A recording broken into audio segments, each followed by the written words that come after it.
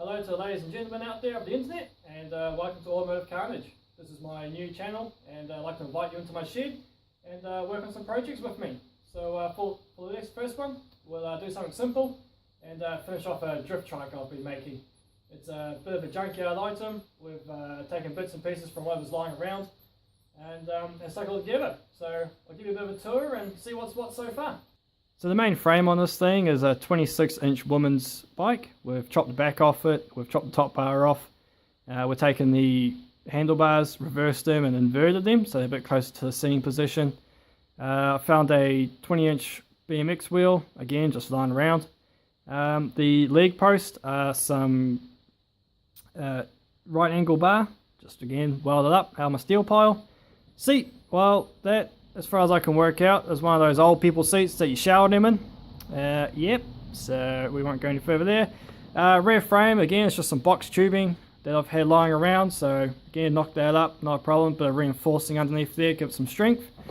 Around the back, since the engine's going to be so close to the seat, I've made a bit of a shield there.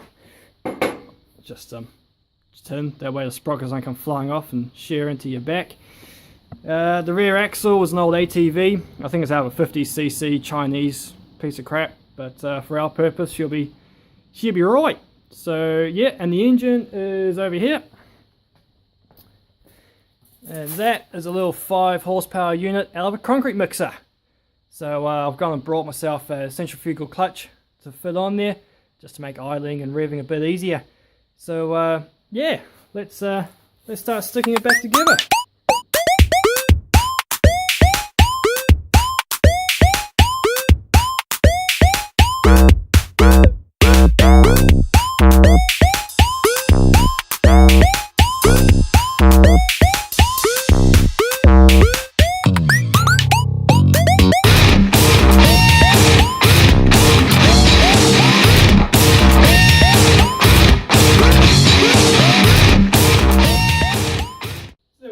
That's roughly what she's going to look like.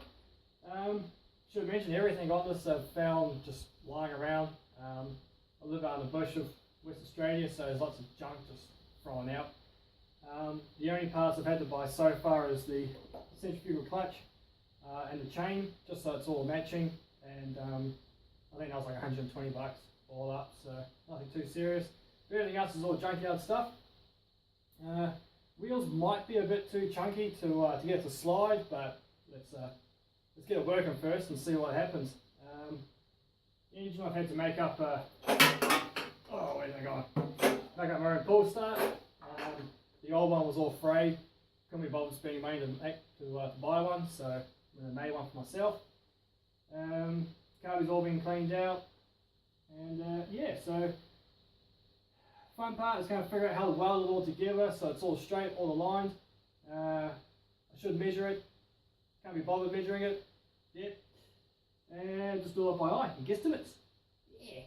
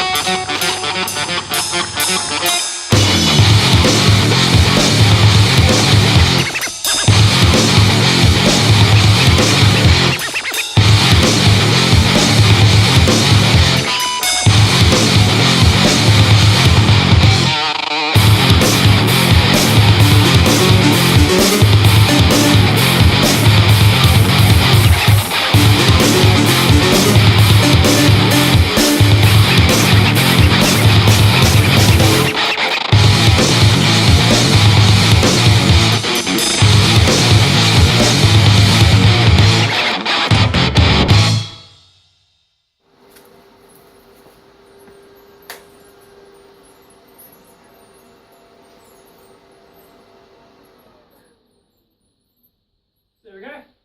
There's the first welds back on. And hopefully, yeah, look at that. This will be the first time spin on all 3 wheels by itself.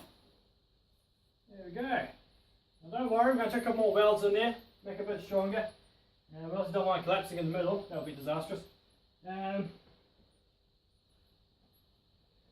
actually looks like it's straight, so I'm happy with that. So now I'll go here, I'll chuck a couple more welds in here, make it stronger, put some beams across there, again, give it more reinforcement. I prefer something to be over-engineered, just so that, you know, when the young ones jump on as well, if they're game enough, they're not going to hurt themselves too badly. And yeah, so let's get on to it.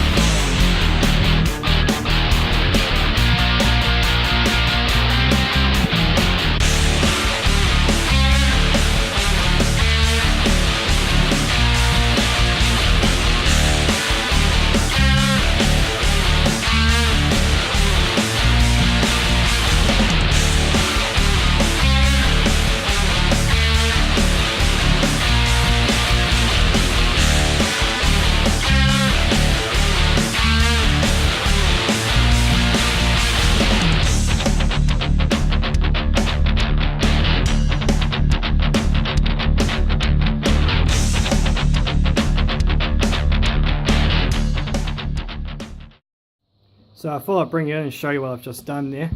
As you can see, you've got a couple of welds on there that don't look the best, they're a bit dodgy.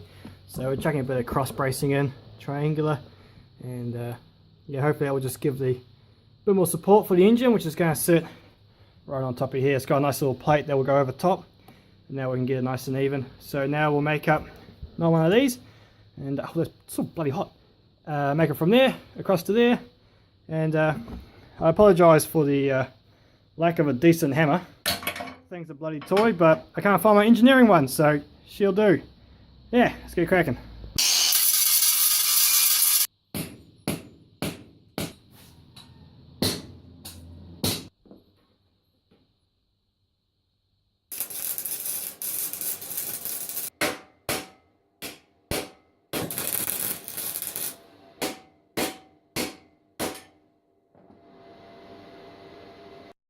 Yeah, so I thought I'd save you the drama of me trying to make up another one of those little brackets, so made one up. So that's what it looks like underneath now. I've got on the side, just put a few extra strengthening welds in there, so you can see what it looks like underneath. We've got a couple of right angle bars there again, just holding the bottom of the bike to the frame at the back, just to give a bit extra strength, not so flimsy.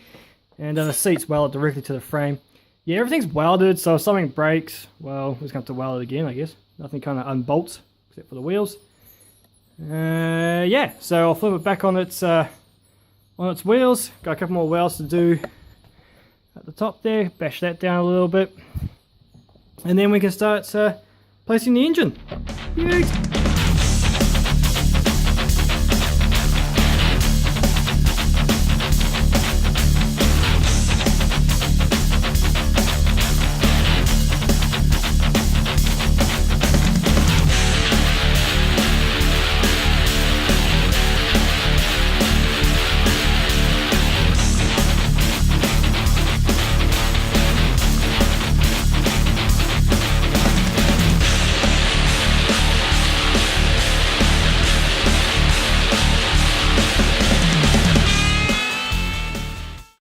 So this is the plate I was telling you all about. The engine sits on here using those 4 bolts.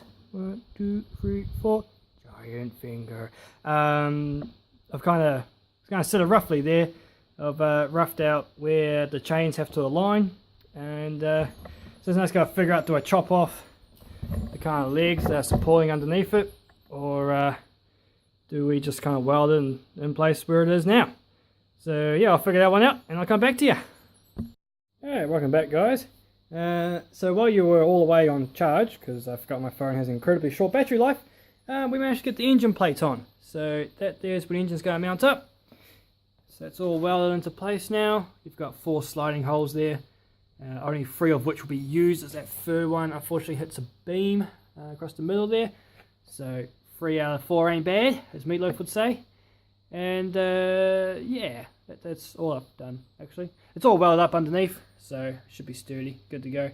Unfortunately, there's a bit of flex on the overall chassis, just due to the crap nature of my welds. But hey, it should last for a couple of days, have some amusements on. So next, we're going to get the engine. We're going to test fit it into place, probably for the last time, because I don't believe in test fitting all that often. And then we'll cut the chain to length.